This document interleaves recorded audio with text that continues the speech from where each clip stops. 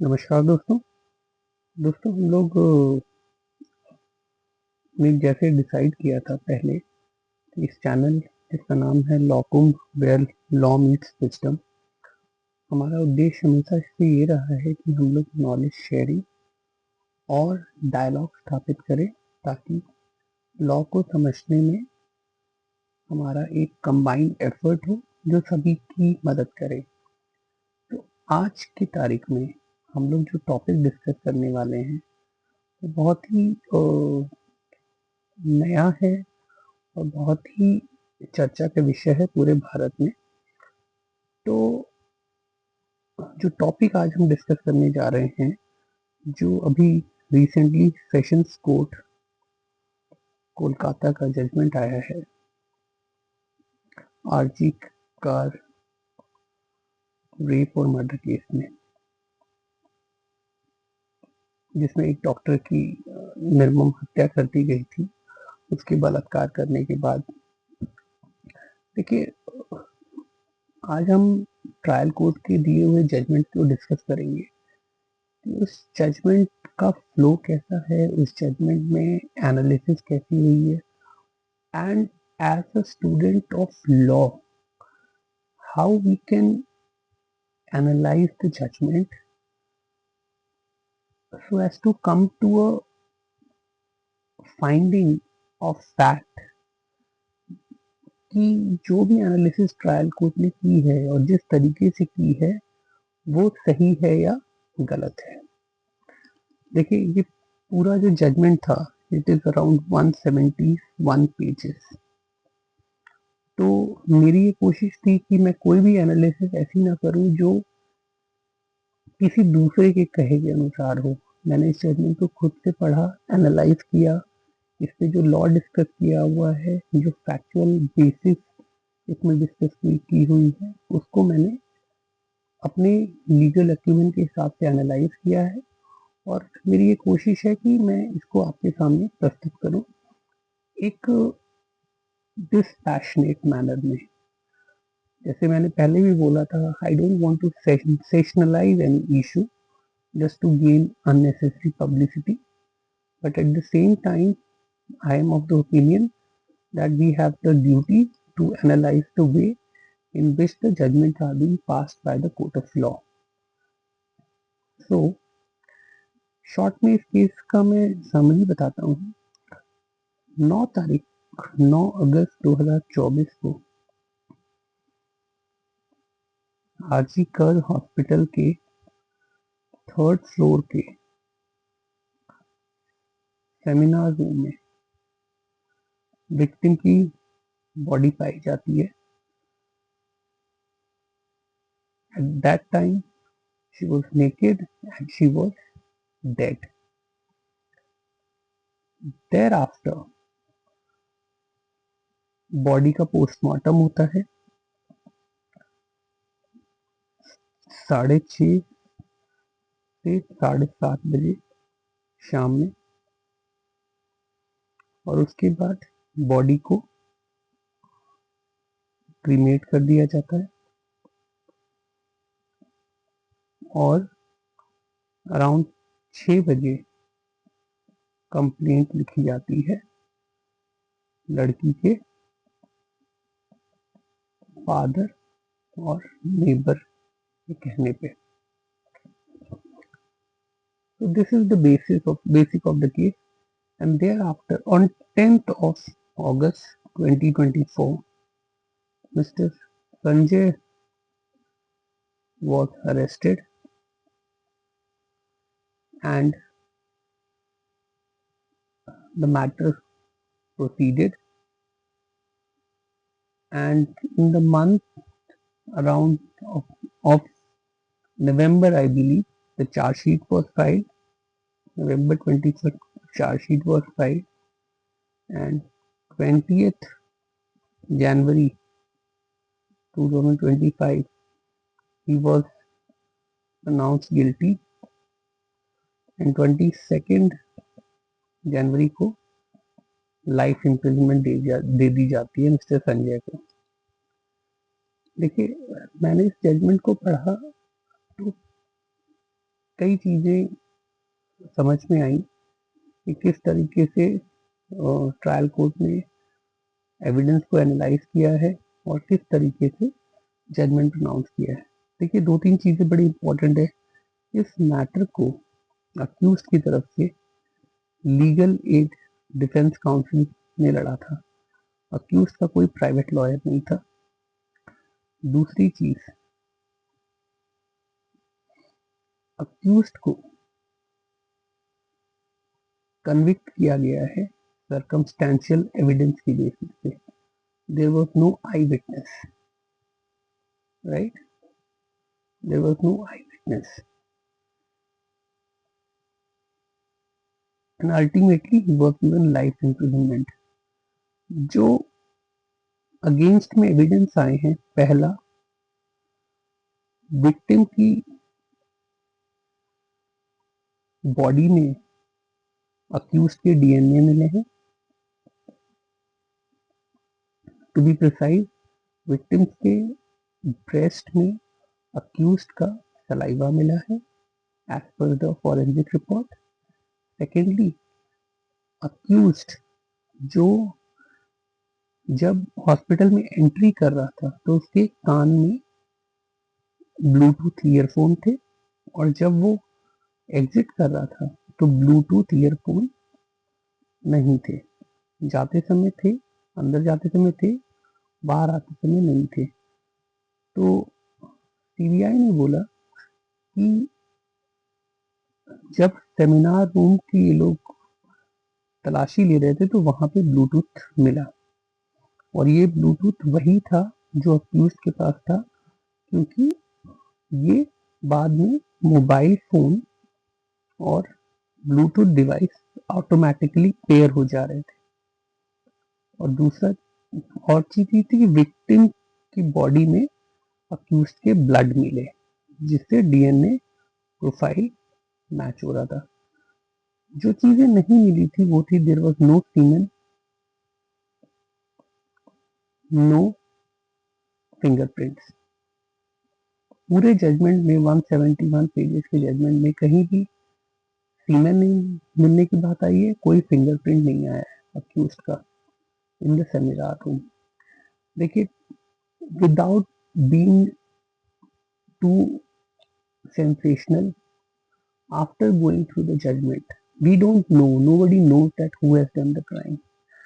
But as per the evidence on record, I think that on pure question of law and fact, Mr. Sanjay is not guilty, because कुछ चीजें जो problematic है। First, trial court ने बोला है कि accused has not put relevant questions to the witnesses. Secondly, trial court has relied on DNA analysis. Thirdly, trial court has relied on Bluetooth. Fourthly, trial court has said that no semen doesn't mean no offense. Fifthly, trial court has assumed that accused has the duty to explain special circumstances. देखिए, first of all let us go one by one. देखिए, legal aid lawyers judgement में कम से कम 4-5 बार trial court ने बोला है कि lawyers ने relevant question put नहीं किए and therefore accused can not claim the benefit. अगर आपने विटनेस को क्वेश्चन ही नहीं पुट किए, so you can't claim that you are not guilty. To be fair to the judge and while being respectful to the learned judge, in criminal cases state has to prove the doubt beyond all reasonable doubt, and the accused has a duty to create reasonable doubt. If the reasonable doubt are there, then there has to be acquittal.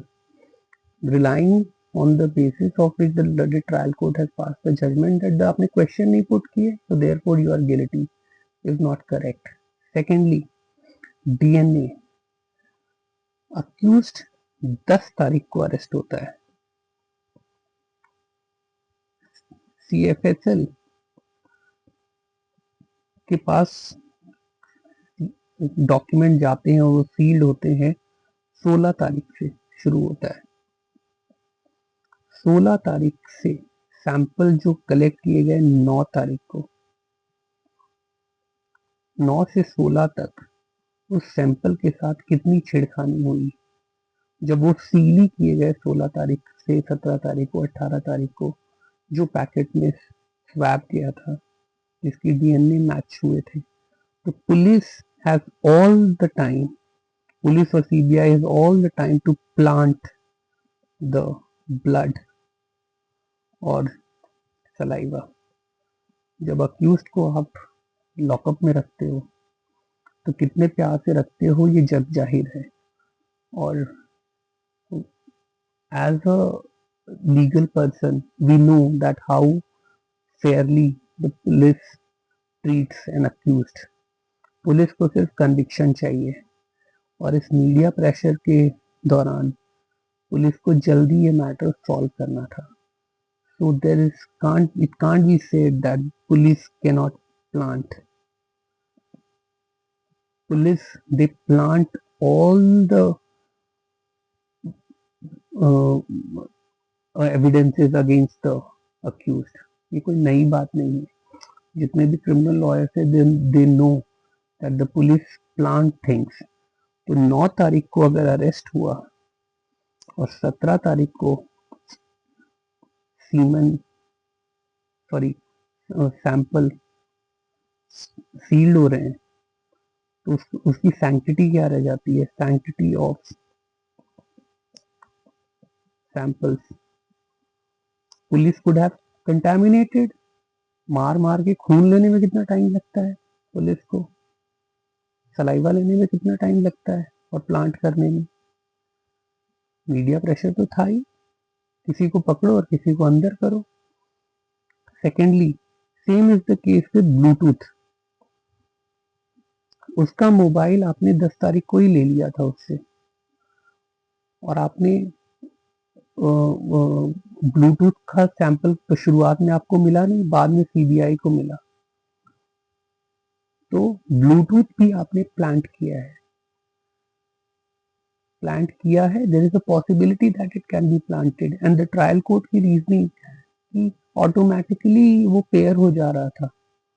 Pair होने में कितना time लगता है? एक Bluetooth device एक ही है कोई, वो सिविल वॉलंटियर था. That fellow was not the very hi-tech guy. तो ब्लूटूथ पेयर होने से कोई मर्डर के लिए कन्विक्ट हो जाएगा? That is not very good reasoning given by the trial court.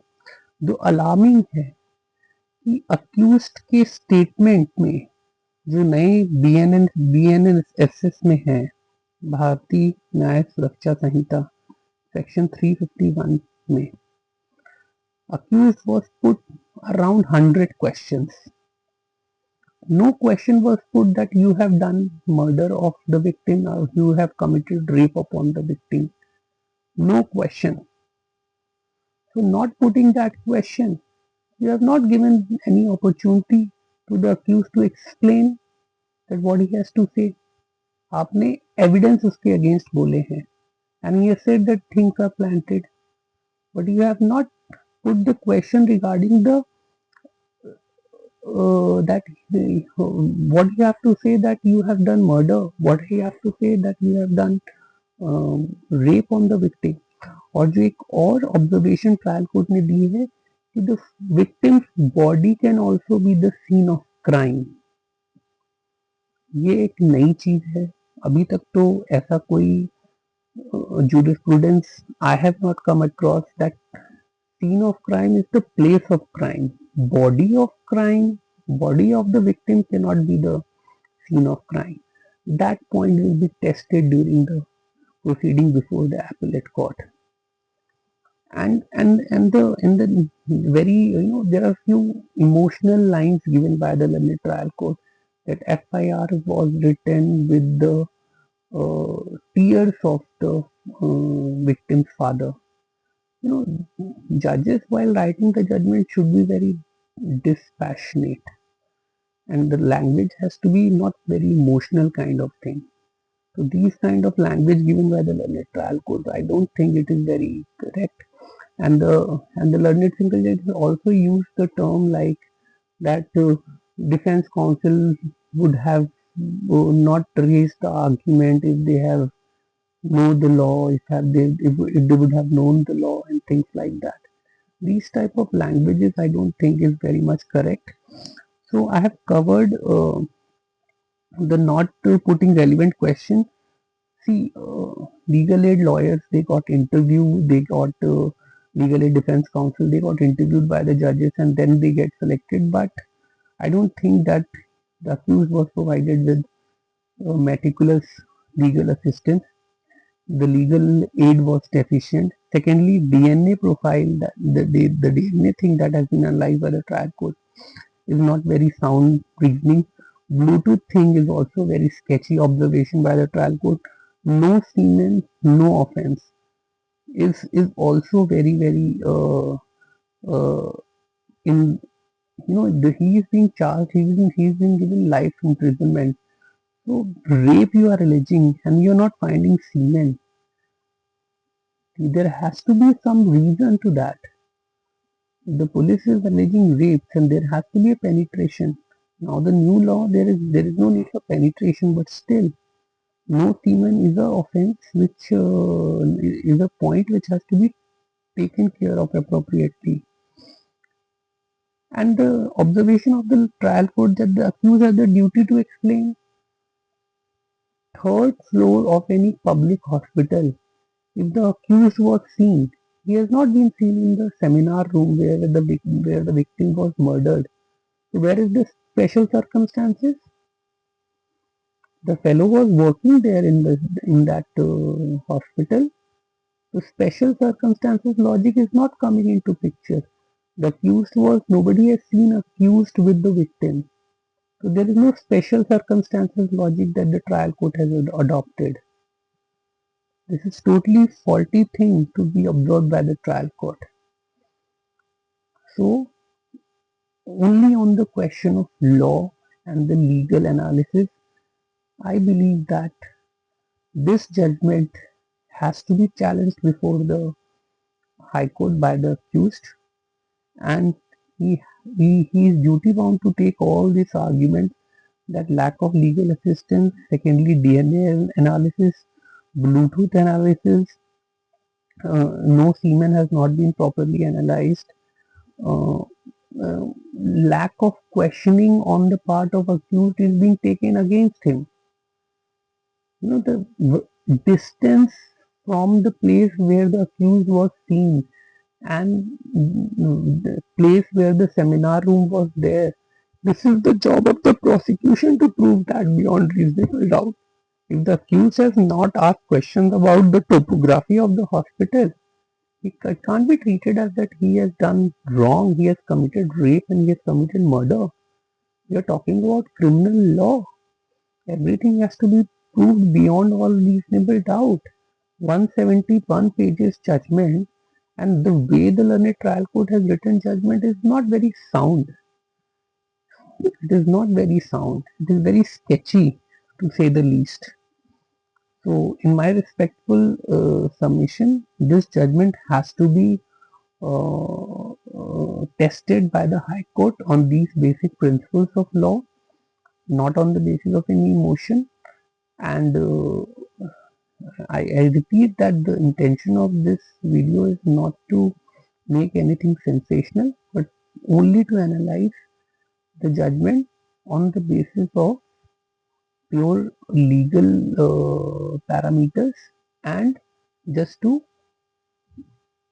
have a legal backing to everything that has been discussed. So this is the end of my views on this judgment, and I wish